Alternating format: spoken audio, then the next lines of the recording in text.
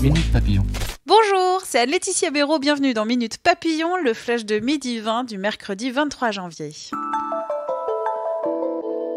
Neige, verglas, 28 départements du nord et du centre en vigilance orange selon Météo France ce matin. Conditions de circulation difficiles. 22 départements des Hauts-de-France au Var ont activé le plan Grand Froid. C'est un plan qui ouvre de nouvelles places pour l'hébergement des sans-abri. Disparition de l'avion d'Emilio Sana, l'ex-footballeur du FC Nantes. Les recherches toujours infructueuses ce midi dans la Manche. Hier soir, environ 1 millier de Nantais se sont rassemblés en hommage.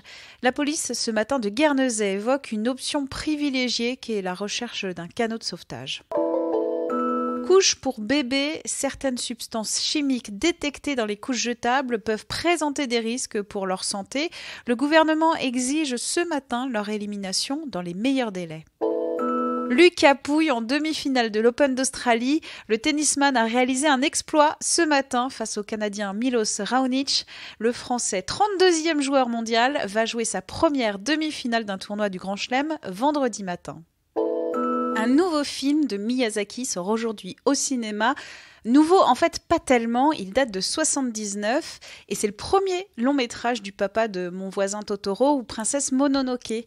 Selon le site Culturebox, le château de Cagliostro, c'est son petit nom, révèle déjà une admiration du japonais pour la culture occidentale. Le nom du héros, Lupin, comme celui de notre Maurice Leblanc national. Des diamants dans un blocos. L'histoire racontée par Sud-Ouest se passe à Étré, près de La Rochelle.